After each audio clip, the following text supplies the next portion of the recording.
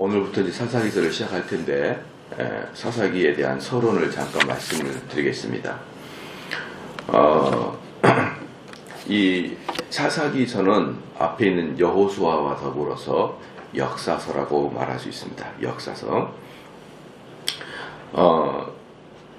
이 사사기는 여호수아가 죽은 이후에 1장 1절에 보니까 여호수아가 죽은 후에 이렇게 써 있잖아요.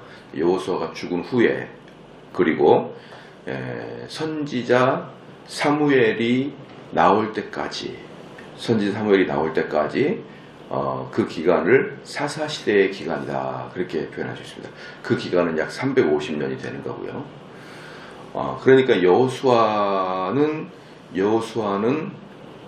모세의 시대의 마지막이 되겠죠. 마지막이 될 것이고, 그 다음에 사무엘 같은 경우는 어떻게 보면 되냐 그러면 사사의 마지막이면서 동시에 왕정 시대를 열었던 자다라고 보면 되는 거예요. 제가 가끔 설교를 통해서 이렇게 전 시대와 후 시대의 경계적인 사람을 가끔 말씀을 드리는데, 근데 세례 요한 같은 경우는 구약의 마지막 선지자이면서 신약을 여는 사람이 세례 요한이었고, 그렇죠. 어거스틴 같은 경우는 고대의 마지막 교부이면서 동시에 중세를 열었던 사람이 어거스틴이고, 마틴 루터 같은 경우는 중세의 마지막 사람이면서 근세의 문을 열었던 사람. 그러니까 그 한 사람을 기준으로 전과 후로 이렇게 나누는 중요한 그 인물들 중에 바로 사무엘이 사사의 마지막이면서 왕정을 여는 사람이다라고 보면 됩니다. 그러니까 이 사사기서는 여호수아의 죽음과 사무엘의 등장까지 역대 약 350년간을 사사의 시대라고 합니다. 그래서 출애굽의 지도자 모세가 죽고 가나안의 정복을 했던 영도자 여호수아도 죽자 이스라엘 사람들은 그 속이 이방 문화와 가증한 죄에 빠지고 이에 하나님께서는 그들을 이방인들의 손에 붙여가지고 침범을 당하게 합니다. 왜 이방인들을 당해서 침범을 하느냐? 하나님께 앞에서 우상을 숭배하는 자들을 때로는 전염병이나 여러 가지 방식으로 고통을 줄 수 있잖아요. 막 가뭄을 생기게 하거나 그렇게 고통을 줄 수도 있는데, 특별히 이방인들을 들어서 공격을 하게 하는 이유는 이스라엘 땅 가나안 땅을 점령하는 것에 대한 반대 개념이에요. 반대 개념. 그러니까 하나님께서 가나안 땅을 너희들에게 주었고, 그리고 그 가나안 땅을 너희에게 준 이유는 여호와 하나님만을 섬기라라는 차원에서 가나안 땅을 줬는데, 너희들이 여호와 하나님을 섬기지 않고 우상 숭배하면 가나안 땅을 빼앗는다는 개념. 가나안 땅에 들어온 이유가 너희들이 우상을 숭배하지 않고 하나님만을 숭배하기 위해서 온 거라는 개념의 반대급부로 벌을 주는 거기 때문에 이방 사람들이 침범하는 걸로 계속 고통을 주는 것이죠. 전염병이나 가뭄이나 여러 가지 자연재해가 아닌 이방인들의 침입을 허용한 것은 바로 그 이유 때문에 그럽니다. 그렇게 징계하고 있으면 이스라엘 사람들이 고통 중에 빠지면 이스라엘 사람들이 부르짖으면은 이제 그때서 사사를 통해 구원합니다. 그래서 지난번에도 말씀드렸지만 사사기서에는 어떤 그 반복된 악순환의 공식이 있어요. 반복된 악순환의 공식이 있는데, 그게 뭐냐 그러면 이스라엘 사람들이 편하고 먹고 살만하면은 하나님을 떠나고 우상 숭배하고, 그럼 하나님께서 진노하여서 이방 민족이 침범하게 하고, 이방 민족이 침범하면은 이스라엘 사람들이 부르짖게 될 때 사사를 보냅니다. 그렇죠? 이 공식이 이렇게 계속 되풀이됩니다. 사사를 보내서 이방의 사람들을 대적하여 물리쳐 이기면은 다시 평강이 오고, 평강이 오면 또 이스라엘 사람들은 타락하고, 이 반복된 과정이 그 사사기인데, 그러면 이 반복되는 과정을 이제 공식이라고 하거든요. 사사기에 나타나는 공식이라 그러는데, 공식은 똑같은 나가요. 예, 타락하니까 하나님이 외적을 불렀고, 외적을 불렀으니까 부르짖고, 부르짖으니까 누구를 보낸다? 시작 사사를 보낸다. 그런데 거기다가 만약에 사사라고 이름을 쓰지 않고 그냥 이름이 나왔다. 사사란 이름이 없이 그 입다는 사사였다라는 입다는 사사다는 분명히 언급이 있거든요. 그런데 사사라는 언급이 없이 그냥 이름만 나오는 사람이 있어요. 예, 그것도 사사로 봐요. 그것도. 왜? 공식에 입각해서. 예, 그의 이름은 사사라고 이름이 나와 있지 않지만 이 공식 전체를 봤을 때는 그건 사사여야 된다라고 생각하기 때문에 사사로 취급합니다. 예, 그래서 여러분들이 성경을 보는 맥을 잡는 눈입니다. 그래서 성경은 문자 그대로 보는 것이 아니에요. 성경은 어떻게 봐야 되냐면 문맥과 공식을 통해서 보는 게 성경의 흐름이지. 이 사람은 사사란 이름이 한 번도 안 나왔네. 야, 성경 전체에서 이 사람이 사사란 이름이 한 번도 안 나왔어. 그러니까 이 사람은 사사일 리가 없어. 이렇게 접근하는 게 아니라 그 흐름과 문맥에는 사사라는 것들이 드러날 수가 있는 것입니다. 그리고 이제 이 사사기의 제목은 히브리인들은 책 제목을 정할 때 세 가지의 이름으로 책을 이름을 정합니다. 첫 번째는 주인공의 이름, 주인공의 이름을 정합니다. 뭐 룻기 같은 경우 또는 사무엘 상하 같은 경우도 다 주인공이 그렇잖아요. 두 번째는 책의 저자도 그 책 그 이름이 되는 것이죠. 예를 들어 사무엘 상하 같은 경우도 사무엘이 저자인다는 것은 거의 확실시되고요. 뭐 베드로 전후서, 야고보서 많잖아요. 예, 저자가 책 주인이 된다든지 제목이 된다든지. 세 번째가 뭐냐면 책 첫머리에 나오는 거. 우리 찬송가도 어때요? 첫머리가 제목이잖아요. 찬송가도 첫머리가 제목이듯이 여기도 첫머리가 제목이 된다. 이렇게 보세요. 이 세 가지죠. 주인공, 저자, 책 첫머리. 그런데 이 사사기서는 첫머리입니다. 쇼페팀이라는 게 있는데 이게 지도자들 또는 사사들이란 뜻이에요. 지도자들, 사사들. 그래서 이게 이제 어떤 뜻이냐면 그냥 여기서 1절에 여호수아가 죽은 후에 이스라엘 자손이 여호와께 묻자와 가로되 우리 중 누가 먼저 올라가서 여기서 가나안 사람과 싸우리까. 이게 쇼페팀이에요. 우리의 지도자가 누굽니까? 우리를 이끌 자가 누굽니까? 이 쇼페팀이라는 것이죠. 그래서 영어로는 저지 있습니다. 사사는 재판장이라는 뜻도 있고요. 그 다음에 정치 지도자라는 뜻도 있어요. 우리의 또는 인도자, 대표자 이런 뜻이 사사기인데 사사기는 그 재판관들 또는 우리의 인도자들 이게 복수로 나타납니다. 왜? 그 재판관 인도자들이 엄청나게 많이 나오니까. 그래서 이 사사 시대에는 이스라엘 여호수아의 사후부터 왕정 시대가 도래하기 직전, 사무엘이 왕정 시대를 열기 전까지의 약 350년 동안에 이방 민족의 압제를 통하여 자기 민족을 보호하는 사람들에 대한 역사다. 자기 민족을 구해냈던 영웅들의 역사다 라고 볼 수 있고, 그러나 사사의 지금은 단지 정치적인 사람, 군사적인 위치뿐만 아니라 무엇까지 종교적 지도자까지의 역할을 같이 감당하고 있는 것입니다. 그래서 이 사사는 백성들의 대소사를 판결해주는 재판관도 되고, 외적이 침입하면 외적을 막아주는 군사 지도자도 되고, 종교적으로 사람들을 인도하는 종교적인 선지자와 같은 그러한 역할까지 다 감당했던 것들이 사사죠. 그러니까 이 사사기 때는 어떻게 보면 되냐 그러면은 이제 이스라엘 사람들은 3대 직분이 있잖아요. 제사장, 선지자, 왕. 이 3대 직분이 아직 전문적으로 분화되기 전에 한 사람에 의해서 이걸 다 세계가 같이. 그러니까 이스라엘 역사를 봤을 때는 어떻습니까?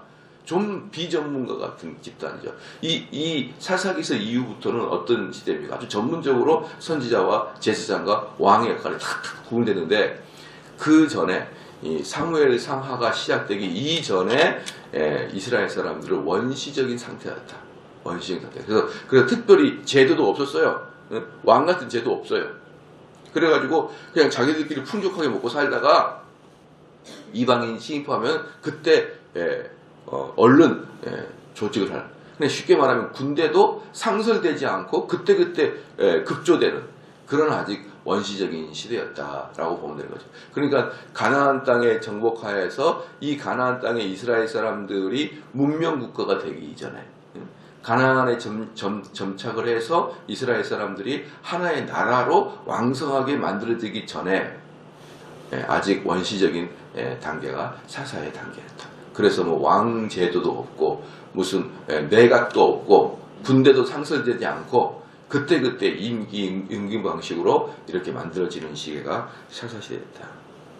그리고 이 저자는 누구냐 그러면요,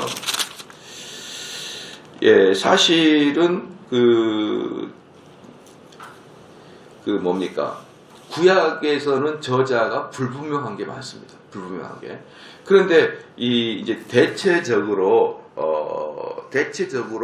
저자를 사무엘이라고 생각을 해요. 저자를.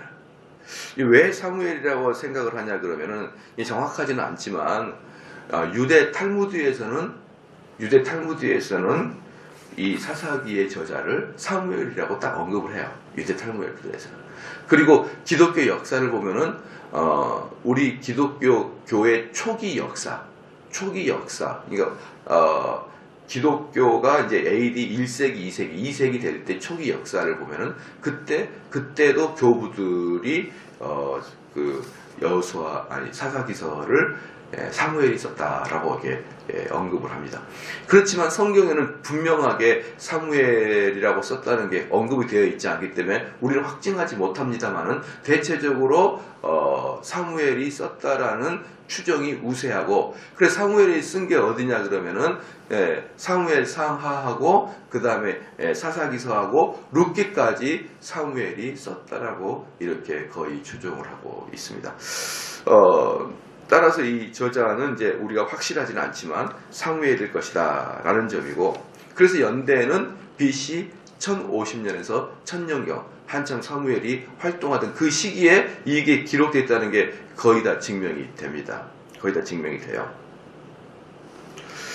자, 왜 이제 뭐 들어가겠습니다. 기록의 목적은 방금도 우리가 읽었던 여호수아서 1장 1절에 이스라엘에 대한 블레셋 족속의 군사적 위협이 가중되던 때에 이스라엘 사람들에게 정신을 바짝 차리라라는 개념의 목적을 가지고 썼습니다. 그 다음에 우리가 마지막으로 좀 알아볼 것이 뭐냐면, 그럼 사사가 누구누가 있냐? 그럼 사사가 몇 명이나 있냐? 이제 우리가 이것을 좀 볼 텐데 여러분이 좀 상식적으로만 좀 알아주십시오. 첫 번째 사사는요, 운니엘입니다. 운니엘은 유다 지파 사람인데 갈렙의 아우 그나시스의 아들이 운니엘이었습니다. 많아요, 상당히. 첫 번째 운니엘, 다음에 에훗은 베냐민 지파 사람인데 왼손잡이입니다. 왼손잡이 에훗이라, 이런 뜻은 뭐냐 그러면은 단지 왼손을 사용하는 그런 종류의 사람이 아니고, 이스라엘 사람들은 왼손을 상당히 좋게 여기지 않았습니다. 그렇죠? 우리도 왼손을 나쁘게 여기죠, 왼손잡이를. 옛날에, 지금은 안 그러는데 옛날에는 왼손을 나쁜 사람이라고 생각했어요. 왜? 진짜 오른손을 바른 손으로 그랬거든요, 옛날에. 야, 오른손을 바른 손이라 그랬어. 기억 안 납니까, 여러분? 어릴 때 바른 손이라 그랬잖아요. 그럼 오른손이 바른 손이면 왼손이 뭐예요? 그른 손이죠. 말은 안 했지만 바른 손, 그른 손 그랬단 말입니다. 우리나라도 옛날에 보면은 왼손잡이에 대한 어때요? 왼손잡이 학대가 있었던 거예요. 왼손잡이에 학대가 있었어요. 이게 거의 옛날 사람들은 그러는 것 같아요. 근데 나중에 알고 보니까 왼손잡이들이 두뇌가 훨씬 더 좋아요. 두뇌가. 그리고 스포츠 할 때도 왼손잡이들이 오히려 두각을 더 많이 나타납니다. 그렇죠. 야구도 왼손잡이가 훨씬 유리합니다. 왜 그럴까요? 타석에서 공을 치잖아요. 공을 치고 일루로 달려가는 게 훨씬 짧아요. 왼손잡이가. 오른손잡이보다. 그래서 나중에 보니까 왼손잡이가 유용한 게 훨씬 많은데 우리가 아직 무지했을 때는 어떻습니까? 오른손잡이를 바른손이라고 그랬고 왼손은 그냥 왼손잡이 이렇게 얘기했듯이. 근데 이스라엘 사람들은 왼손잡이를 더 안 좋게 여겼었어요. 그런데 이 에훗은 왼손잡이인데 모압 왕 에글론을 암살한 자인데 이 왼손잡이라는 것을 가만히 보면은 오른손이 거의 여러분 손 조그만 거 있잖아요. 그래서 쓸 수 없는 그런 손이었던 거예요. 에글론은. 그러니까 쉽게 말하면 단지 왼손잡이였다가 아니고 오른손을 사용할 수 없는 그런 자였습니다. 그런 자가 칼로 에글론을 죽였던 사사가 바로 에훗이죠. 왼손잡이 에훗. 그렇죠. 여러분들이 외우기 쉽게 그냥 얘기해요. 운니엘은 첫 번째 사사. 갈렙의 아우 그나시스의 아들 운니엘. 그 다음에 에훗은 왼손잡이 사사. 그 다음에 삼갈이 있습니다. 그 납달리 지파인데 단독으로 블레셋 사람 600명을 죽였습니다. 단독으로. 그 다음에 드보라가 있어요. 드보라는 어떤 걸로 유명합니까? 시작. 여사사 드보라예요. 여사사 드보라. 그러니까 여기서 에훗하고 그 다음에 드보라 같은 경우는 당시 이스라엘 사람들이 별로 좋아하지 않죠. 왜? 한 명은 왼손잡이고 한 명은 여자니까. 그러니까 이런 악조건 속에서도 하나님의 일을 분연히 했던 자들이 바로 이러한 자들. 그래서 오히려 우리가 이 수천 년들에 쓰여져 있던 이스라엘 사람들의 역사를 보면은 지금보다도 더 인권이 잘 개발되어 있다 느껴져요. 왜냐? 그 당시에는 왼손잡이를 쳐주지 않고 여자도 쳐주지 않았는데 그들이 이스라엘의 지도자가 될 수 있도록 되는 그런 제도를 가지고 있었으니까요. 그 성경을 보면은 참 그 오래 전에 어떻게 이렇게 현대와 같은 인권 의식을 가지고 있었을까라는 생각이 들 정도로 그렇습니다. 그래서 드보라는 여러분이 잘 알다시피 여사사이면서 그리고 바락 그때가 이제 군대의 인도자가 바락인데 바락과 함께 야빈의 군대를 멸망시키는 그런 사사가 드보라였어요. 드보라. 그 다음에 이 드보라와 함께 바락의 야빈의 군대를 멸망시킨 바락이 사사였느냐 아니었느냐 논의가 있었는데 아까도 제가 말씀했던 그 논고에 의해서 합리성의 추론에 의해서 공식에 의해서 바락도 사사로 여기고 있습니다. 이 바락은 사사다라는 단어는 없어요. 드보라는 사사고 에훗도 사사고 분명히 나와 있는데 이 바락은 특별히 사사였느냐 아니었느냐라고 간주할 수 없지만 그 이스라엘의 사사기서의 공식에 의하면은 바락도 사사의 위치에 들어가 있다라고 볼 수가 있습니다. 그 다음에 기드온입니다. 기드온은 당연히 므낫세 지파의 사람이고 그 대상 기드온이 대상에서 전쟁을 일으켰던 사람이 미디안 족속입니다. 그래서 기드온은 우리가 쉽게 알죠. 기드온의 300용사. 기드온의 300용사. 그 300용사가 쳤던 애들이 바로 미디안 군대 애들이었습니다. 그 다음에 이제 아비멜렉이라고 하는 사람이 있는데 그 사람은 별로 중요하지 않아요. 왜냐하면 사사는 사사인데 분명히 하나님의 뜻과 정반대되는 행동들을 하고 있었던 것이 아비멜렉이에요. 그러니까 사사인데도 불구하고 하나님의 뜻과는 반대되는 행동을 합니다. 그 다음에 돌라라는 사람도 있고 야일이라는 사람도 있고 뭐 잘 여러분 모르죠. 그냥 지나갑시다. 이렇게 간단한 그런 사사니까. 그 다음에 입다가 있습니다. 입다는 누구냐 그러면 기생의 아들이에요. 기생의 아들. 그 입다가 대항했던 민족은 암몬 족속입니다. 기생의 아들인데 혹시 여러분 입다 그러면 생각난 거 있나요? 잘못된 서원입니다. 잘못된 서원. 그래서 어떻습니까? 암몬 족속이랑 싸우러 가는데 너무 불안하니까 나에게 승리를 일깨워 준다 그러면, 나에게 승리를 준다 그러면 내가 승리하고 돌아올 때 나를 제일 먼저 환영한 사람을 하나님께 바치겠습니다. 이렇게 한 거예요. 그렇죠? 그 서원은 너무나 잘못된 거였습니다. 그 서원은 너무나, 왜? 하나님은 처음부터 끝까지 아주 싫어했던 게 뭐냐면 인신 제사를 제일 싫어했거든요. 인신 공양을. 사람을 불태워서 죽이거나 사람을 죽여가지고 하나님께 드리는 이 제사를 가장 하나님이 싫어했어요. 대표적인 족속이 누굽니까? 몰렉 족속이 그랬거든요. 사람을 죽여가지고 인신공양을 드렸고, 예? 우리나라도 인신공양이 있었습니까? 없었습니까? 있었죠. 대표적인 예가 뭡니까? 심청이잖아요. 심청이 인당수에 빠뜨려가지고 용왕을 안정을 시키고 뭐 그랬잖아요. 그러니까 심청전이 있는 걸 보면은 그 당시에도 인신제사법이 있었을 것이라는 추정은 우리가 얼마든지 할 수 있잖아요. 그죠? 그러니까 인신제사는요, 동서고금을 통해서 다 있었어요. 근데 하나님이 그 인신공양을 제일 싫어했거든요. 근데 입다 이 사람이 하나님의 뜻도 모르고 인신공양을 드리겠다는 거예요. 내가 승리하고 온다 그러면은 나를 맞이하는 제일 첫 번째 오는 사람을 내가 하나님께 드리겠습니다. 그래, 누구예요 그게? 딸이야, 딸. 딸이 제일 먼저 아빠 하고 와가지고 걔를 죽이는 그런 그 아주 무지한 입다였다. 그 다음에도 말씀드리겠지만, 그러면 입다가 딸을 죽여서 하나님께 드렸어요. 그럼 그건 여러분 어떻게 해야 되나? 이건 잘못된 서원이거든요. 어떻게 해야 되느냐? 어떻게 해야 되는지 모르겠습니다. 다음에 이야기를 해드릴게요. 그런데 확실한 것은 하나님께서 입다가 자기 딸을 죽였는데 그거에 대해서 잘못했단 말이 없어요. 잘못했단 말이 없어요. 재밌죠?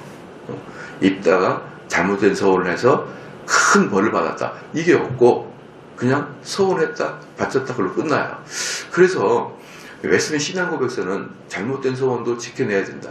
잘못된 서원도 여러분이 하나님 앞에서 했다 그러면 꼭 지켜야 된다. 이게 입다의 이야기를 가지고 이야기를 하거든요. 잘못된 서원도. 여러분들 하나님 앞에서 서원할 때는 꼭 심각하게 생각하고 서원하십시오. 그때 감정에서 서원하지 말고, 그리고 일단 서원하면은 여러분이 그걸 꼭 지키셔야 됩니다. 그리고 서원은, 하나님 앞에 서원은 이 입다와 같은 무지한 서원 말고 참된 서원은 열심히 하셔야 됩니다. 왜? 그 서원은 여러분의 신앙을 이끌어가기 때문에. 그리고 우리 개혁교회는 하나님 앞에 서원하고 맹세하는 것을 좋게 여겨요. 단 합법적인 서원, 올바른 서원, 올바른 맹세. 보편적인 사람들이 멋모르고 절대로 맹세를 하지 마라 그러는데 아니에요. 서원하는 경우 많습니다. 내가 머리를 깎지 않겠나이다. 내 입에 술을 대지 않겠나이다. 그런 사람 얼마나 많은데요. 그렇게 바른 서원들은 바른 거예요. 그런데 입다의 특징은 바르지 않는 서원이었다. 그 다음에 입산이라는 사람이 있었고, 그 다음에 엘론이라는 사람이 있었고, 그 다음에 압돈이라는 사람이 있었어요. 그러니까 잘 몰라요. 둘라, 그 다음에 야일, 입산, 엘론, 압돈 잘 모릅니다. 근데 그들도 사사였어요. 그 다음부터 이제 아는 사사가 나옵니다. 삼손이에요. 삼손은 단지파의 사람이고, 그들은 이제 블레셋을, 이제 이스라엘 사사기의 마지막에 흥황하는 그 이방 민족이 블레셋입니다. 이 블레셋을 삼손이 대항해서 단독으로 블레셋 사람을 도륙하였다. 이게 얼마나 대단하냐 그러면요, 여러분 그 골리앗 있죠? 골리앗이 블레셋 사람이잖아요. 골리앗이. 그럼 골리앗이 키가 지금의 키로 재면은 약 2m 70입니다. 2m 70. 그러니까 이 2m 70은 제가 알기로는 최홍만이가 2m 15인가 그래요. 2m 15인가 2m 20이 안 돼요. 최홍만이가. 근데 여러분도 알겠지만 격투기에 나오면 최홍만보다 큰 애가 아무도 없잖아요. 그런데 2m 70이면은 최홍만이보다 60cm 가까이 50cm 이상이 커요. 그러면은 엄청나게 거인이지 않습니까? 이게 블레셋 사람이에요. 그러니까 블레셋 사람들은 골리앗만 비정상적으로 거대한 거구입니다만은 평균적으로 블레셋 사람들은 기골이 장대합니다. 기골이 장대해요. 그런데 그 기골이 장대한 그 블레셋 사람을 삼손이라는 사람 혼자서 다 도륙했어요. 도륙. 그러니까 삼손은 어마어마한 장사였잖아요. 어마어마한 장사인데 이스라엘 사람과 그 블레셋 사람들은 체구 자체가 다른데 그 체구 자체가 다른 중에서도 삼손이 그 블레셋 사람을 도륙했다는 것은 이것은 성령의 역사라는 뜻입니다. 여러분 우리나라 사람들이 그래도 키가 상당히 컸거든요. 제가 그 20살 때만 해도 조사에 의하면 우리나라 사람 평균 키가 170 왔다 갔다 했었습니다. 170 왔다 갔다 했었어요. 근데 지금 173, 174까지 왔다 갔다. 평균 키가 남자들이 상당히 키가 컸습니다. 그런데 우리나라 사람들이 이렇게 큰데 그리고 여러분들이 세상에 나가서 여행을 해보면 알겠지만 우리나라 사람이 작은 편이 아니에요. 전 세계적으로 우리나라 사람들은 중간급은 합니다. 여러분들이 유럽 여행 가도 남부 유럽, 뭐 라틴 유럽 가면은 우리가 별로 안 작네? 이런 느낌이 들 거예요. 동남아 가면 우리가 큰 편이고 그리고 우리나라가 세계적으로 봐도 작은 편은 아닙니다. 근데 174 정도 되는 평균이. 근데 그 저기 네덜란드 있죠? 북유럽, 네덜란드, 그 다음에 덴마크, 노르웨이, 독일 이런 사람들의 평균 키는 182입니다. 평균 키가. 그러니까 걔네들은 지나갈 때마다 그 기골이 벌써 우리랑은 다르고 그 여성들의 그 기골 자체도 1대1로 권투하면 질 것 같은 그런 기골을 가지고 있어요. 그러니까 대단히 그들은 싸우는 그들이 누구의 후손이냐 그러면은 육지에서 도륙을 하고 다닐 때는 걔네들 게르만족이라 그래요.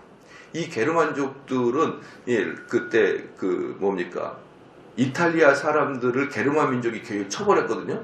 처음에 이탈리아 로마 사람들이 전체 세계를 지배하다가 점점점 누구들을 장군으로 뽑냐 그러면 게르만 민족들을 장군으로 뽑아요. 왜? 그들은 기골이 장대하니까. 그러니까 라틴 계열, 이탈리아나 스페인 계열 사람들은 작아요. 키가. 우리만 해요. 평균 키가.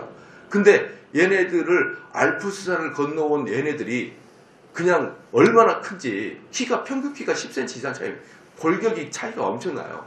그러니까 게르만 민족이 나중에 중세 때는 다 점령합니다. 이 기골이 장대해가지고. 그 다음에 이 게르만 민족들이 북쪽에서 바다에서 해적질한 애들을 바이킹이라고 그래요. 그러니까 얘네들은 그냥 엄청난 기골이 장대하기 때문에 어떤 유럽인들이나 아시아인들이 얘네들을 상대할 수가 없어요. 기본적인 체격이 차이가 너무 크니까. 근데 블레셋 사람들이 그랬단 말이에요. 블레셋 사람들은 기골이 기본적으로 장대하는데 그 기본적인 장대한 사람들 속에서 독주를 했던 게 바로 골리앗이었던 것입니다. 골리앗이었어요. 그런데 이 골리앗을 보유하고 있던 그런 기골이 장대했던 블레셋 사람들을 혼자서 그냥 그것도 칼도 아니고 낙이 뼈다구로 막 쳐 죽이는 그런 역사가 삼손입니다. 이건 뭐냐 그러면 삼손이 자연 발생적으로 힘이 셌다 이 개념보다는 하나님이 삼손에게 성령의 능력을 주셨다라고 우리는 보고 있는 것이에요. 그 다음에 삼손 다음에 사사가 누구냐면은 여러분들이 생각하지 못한 사람이 사사예요. 누구냐? 엘리입니다. 엘리. 우리는 흔히 엘리를 제사장이라 이렇게 표현하잖아요. 그런데 엘리는 아까도 처음에도 제가 말씀드렸지만 사사는 제사장도 선지자도 사사도 같이 겸할 수 있다라고 말씀을 드렸죠.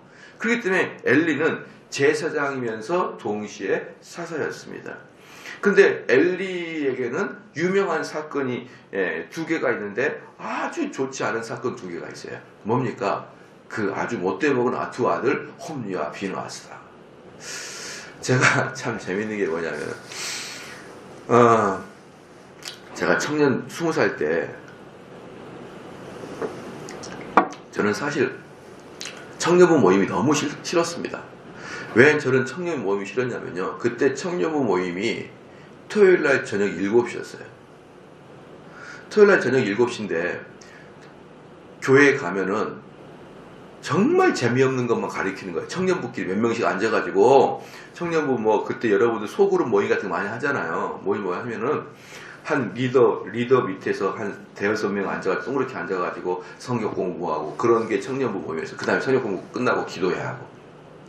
근데 그때 그 리더가 누구냐 그러면 지금 생각하면 별것도 아닌데 24살 먹은 대학교 4학년 형님 누나들이었어요. 그러니까 지금 생각하면 애들이죠. 근데 그때는 20살의 입장에서 대단히 선배처럼 보였단 말이에요. 대학교 4학년 형들이고 누나들 이러니까. 그런데 그들이 가르치는 게 너무 부실한 거예요. 그러니까 지금 보면은 부실할 수밖에 없는데 그때 당시에는 왜 교회 리더가 이렇게까지 무지하지 성경에 대해서 그냥 재미가 없어. 그래서 모이면은 성경을 공부한다기보다는 한 주간을 나눔. 너 뭐하고 살았니? 그러면은 홍길동이는 뭐하고 살았다 그러고 유관순 언니는 뭐하고 이렇게 자기들이 뭐하고 살았다는 이야기를 하면서 한 시간 보내는 겁니다. 그리고 끝나고 기도하는 거예요. 그 다음에 홍길동 씨가 지금 아픈데 그 낫게 해줘요. 이 나눔을 통해서 기도하고 그러거든요. 근데 제가 가만히 거기서 참석하면서 생각을 해봤어요. 내가 이 사람의 삶을 내가 왜 들어야 돼? 이런 생각이 드는 거예요. 내가 깨어 있었죠. 제가 내가 이 사람의 삶을 내가 왜 들어야 되지? 근데 그날이 무슨 날입니까? 시작? 토요일 저녁 7시예요. 그럼 여러분 20살에게 토요일 저녁 7시는 무슨 시간이에요? 그때는 금요일날까지 학교를 갔고 토요일날 또 반일 학교를 다녔던 시대예요. 토요일날도. 그러면은 불금이라는 것은 없어요. 불금이라는 것은 금요일까지 학교를 다니고 토요일날만 반에 다녔단 말이에요. 대학생 때는 물론 토요일날 학교를 안 갔지만 고등학교 때는 토요일날을 오전 수업까지 했잖아요. 그렇기 때문에 불금이라는 게 없어요. 언제 있습니까? 오직 토요일날 저녁만 불토야, 불토. 신촌, 홍대 입구 뭐 이런데 강남 돌아다니면서 환장하게 돌아다닐 때가 그 시간 아니에요. 토요일 7시. 근데 그때 그 모든 친구들과의 관계를 다 절단하고 교회에 딱 앉아 있으면은 정말 관심도 없는 사람의 일생을 내가 들어야 되는 거예요. 그것도 한 3개월 다니니까 뻔할 뻔짜예요. 이제 그 그룹이 똑같으니까. 그래서 제가 안 나갔어요. 토요일날 그때 안 나갔습니다. 그리고 그 다음부터 토요일날은 나는 청년 모임 안 해. 그러면서 제가 군대 갈 때까지 토요일날 성경 공부를 안 나가고 청년부를 안 나갔어요. 그때 저희 아버지가 우리 교회 담임 목사님이었고 저는 토요일날 성경 공부를 안 나갔어요. 그럴 때 저는 성경을 잘 모르는데 읽지도 않았고, 그런데 친구 한 명이 나보고 너를 보면 엘리 제사장의 아들 같아 이렇게 표현하더라고요. 그래서 그때 저는 성경을 몰랐기 때문에 엘리가 누구지? 막 이렇게 해서 그래? 좋은 말이냐? 막 이렇게 했던 기억이 엘리만 보면 생각이 나요. 엘리만 보면. 근데 그 친구는 나한테 엘리의 제사장이라고 표현했지만 지금 뭐 생각해보면은 과도한 표현이었어요. 왜냐하면은 교회에서 제공해준 성경 공부가 아무것도 없었거든요. 그리고 저는 지금도 그때가 워낙에 제가 그 모임을 싫어했기 때문에 지금도 시원찮은 거 가리키려면은 기도 모임이나 성경 공부를 하지 마라. 저는 그렇게 표현합니다. 사람들 힘들게 하지 말고 사람들 엇박 주지 말고 정말 너희가 토요일 날을 빼고 여기 와서 성경 공부할 때 친구들과 놀 때보다 더 기쁜 만족을 줄 수 있으면 성경 공부 만들어라. 그럼 만들지 마. 사람들 힘들게 하지 마. 그렇죠. 그래서 저는 지금도 토요일날 청년 모임하는 것을 그렇게 선호하지 않아요. 차라리 토요일날 친구들과 놀게 하고, 아니면은 너가 성경 공부를 가르칠 때 친구들과 놀고 심지어 데이트를 하고 이런 것보다 더 큰 기쁨과 만족을 성경 공부를 통해서 제공할 수 있으면, 그런 능력이 있으면 그때 성경 공부 만들어. 저는 그렇게 표현하거든요. 왜? 그때가 너무 싫었거든요. 정말 교회 가면 별것도 아닌 것을 주면서 안 나온다고 얼마나 나를 구박하고 핍박하고, 제가 그런 핍박 속에 엘리 제사장 아들이라는 소리까지 들어가면 살아왔습니다. 제가. 그런데 엘리는 어때요? 두 아들, 홈리와 피너스. 딱 엘리 하면 이상한 아들, 엘리 하면은 잘못 아들을 기르. 네. 두 번째, 엘리는 제사장이면서 동시에 언약궤를 빼앗겼어요. 그러니까 엘리에게는 좋은 게 하나도 없어요. 잘못된 기른 두 아들, 그 다음에 언약궤를 빼앗기. 그래서 언약궤를 빼앗겨서 엘리 제사장 때까지 언약궤가 어디 있었냐면 이스라엘의 실로에 언약궤가 있었어요. 즉 에루살렘이 이스라엘의 수도가 되기 전까지 실로가 수도였었는데 이 언약궤를 빼앗긴 다음에 실로가 수도로서의 자격을 상실합니다. 엘리 제사장은 큰 우를 범했던 것이기도 하죠. 그 다음에 마지막 엘리 제사장 다음에 사사가 있어요. 누굴까요? 시작. 처음에 말씀드렸잖아요. 사무엘이라고. 사무엘은 사사의 마지막이면서 왕정시대의 최초의 사람입니다. 그럼 사무엘은 사사도 되고 그 다음에 선지자도 됩니다. 그 다음에 사무엘은 제사장까지 되는 거예요. 그러니까 사무엘은 삼중직을 다 가지고 있어요. 사사, 선지자, 제사장. 자, 이렇게 그리고 마지막 삼손, 엘리, 삼손, 엘리, 사무엘 이 세 명의 사사들은 대적하는 이방인이 블레셋의 공통점을 가지고 있어요. 블레셋이라는 공통점을 가지고 있는 것이 삼손, 엘리, 사무엘입니다. 이런 식으로 엄청나게 사람이 많아요. 사사가 많은데 그 중에서 우리가 알고 있는 사사 몇 명을 중심으로 그래서 다 나가는 것은 다 나가지만 중점적으로 할 것은 우리가 흔히 이름을 들었던 운니엘, 예훗, 삼갈, 드보라, 기드온, 입다, 그 다음에 삼손, 엘리, 사무엘 이런 사람을 좀 중심으로 이 사사기서를 좀 펼쳐갈 것이고 이름이 잘 알려지지 않는 사람은 별로 할 게 없어요. 내용도 별로 없어가지고 그냥 이렇게 쑥 지나갈 것입니다. 기도하겠습니다.